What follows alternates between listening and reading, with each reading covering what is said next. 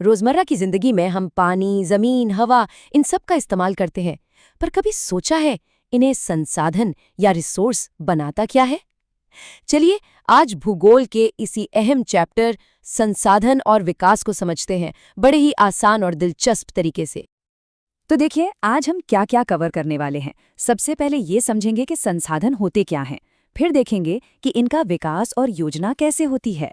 इसके बाद भारत की भूमि और मिट्टी की खासियत जानेंगे। और आखिर में सबसे ज़रूरी बात कि इन कीमती खजानों को हम बचा कैसे सकते हैं। तो चलिए शुरू करते हैं सबसे बुनियादी सवाल से। आखिर ये संसाधन है क्या?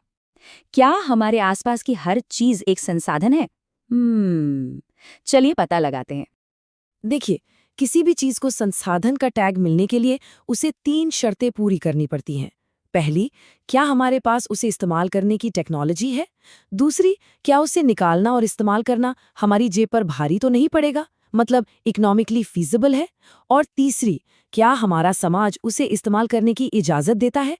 जब इन तीनों सवालों का जवाब हाँ में मिलता है, तब जाकर कोई चीज सच में एक संसाधन बनती है। अब संसाधनों को और अच्छे से समझने के लिए सोचिए कि हम इन्हें 4 अलग-अलग बक्सों में डाल सकते हैं। पहला बक्सा है उत्पत्ति का, मतलब वो चीज जीवित है या निर्जीव।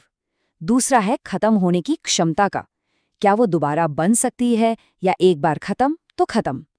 तीसरा है मालिकाना हक का, क्या वो किसी एक का है या पूरे समाज का या फिर पूरे देश का। और चौथा है विकास का स्तर, मतलब हम उसे कितना इस्तेमाल कर रहे हैं। ठीक है, तो अब हमें ये तो पता चल गया कि संसाधन क्या हैं और कितने तरह के हैं। लेकिन असली कहानी तो अब शुरू होती है। जानना एक बात है, पर उनका इस्तेमाल कैसे किया जाए, यहीं पर विकास और सही योजना का रोल आता है। तो हमारे सामने ना 2 रास्ते हैं। एक रास्ता है बेहिसाब इस्तेमाल का, जो हमें बर्बादी की तरफ ले जाता है, संसाधन खत्म, ग्लोबल वार्मिंग, जमीन खराब। और दूसरा रास्ता है टिकाऊ विकास का, या जिसे सस्टेनेबल डेवलपमेंट कहते हैं, मतलब ऐसा विकास जो आज की जरूरतें भी पूरी करे और आने वाली पीढ़ियों का हक भी न छीने। अब फैसला हमें करना है, कौन सा रास्ता चुनना है। भारत जैसे इतने बड़े और डाइवर्स देश में संसाधनों की प्लानिंग कोई छोटा-मोटा काम नहीं है। ये कोई अंदाजे का खेल नहीं, बल्कि एक प्रॉपर 3 स्टेप की स्ट्रैटेजी है। स्टेप 1, पहले तो पूरे देश में घूमकर पता लगाओ कि कहाँ क्या-क्या मौजूद है। स्टेप 2, फिर सही टेक्नोलॉजी और स्किल के साथ एक पूरा ढांचा तैयार करो। और स्टेप 3, ये पक्का करो कि ये सारी प्लानिंग देश के बड़े डेवलपमेंट गोल्स के साथ मेल खाती हो। चलिए, अब जरा फोकस करते हैं उस एक सबसे बुनियादी संसाधन पर जिसके बिना हम कुछ भी नहीं। हमारी जमीन, जिस पर हम खड़े हैं, घर बनाते हैं और जो हमारा पेट भरती है। ये चार्ट देखिए, ये हमें भारत की जमीन के इस्तेमाल की एक साफ तस्वीर दिखाता है। एक बहुत बड़ा हिस्सा खेती में लगा है, जिसे हम नेट सोन एरिया कहते हैं।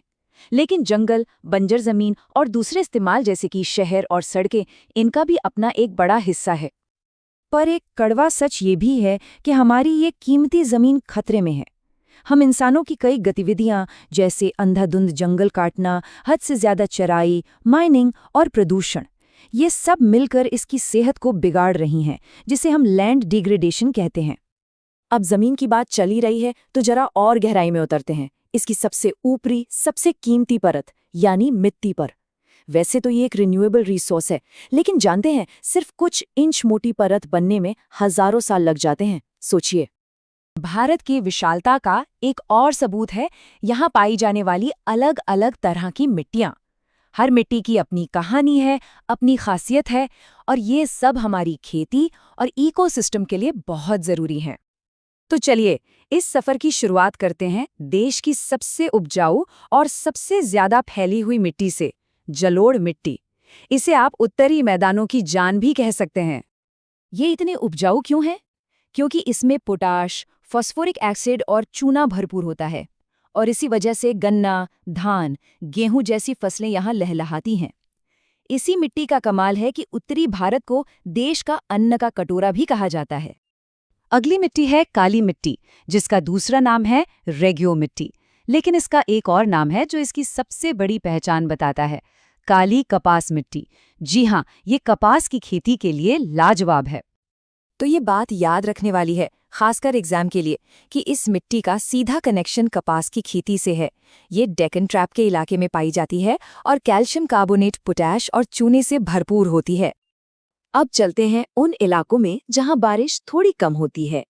यहाँ हमें मिलती है लाल और पीली मिट्टी, और जैसा कि नाम से ही जाहिर है, इसका रंग ही इसकी सबसे बड़ी खासियत है। इस मिट्टी में एक बड़ी मजेदार बात है, इसका रंग बदलना। जब ये सूखी होती है तो इसमें मौजूद लोहे की वजह से ये लाल दिखती है, लेकिन जैसे ही इसमें नमी आती है, पानी मिलता है, ये पीली हो जाती है ना कमाल?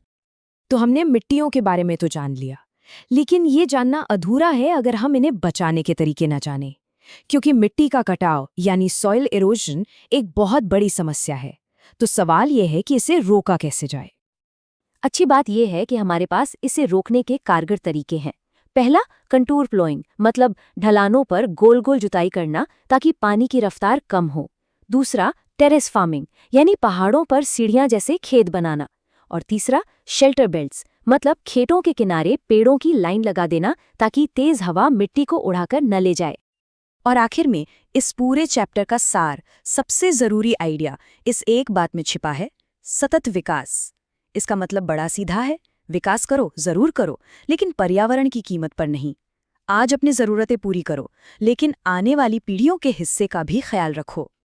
तो सारी बात घूम फिरकर हम पर ही आ जाती है, हमारी धरती, हमारी जिम्मेदारी। ये सब जानने के बाद असली सवाल तो यही है कि हम सब अपने अपने हिस्से का क्या करेंगे।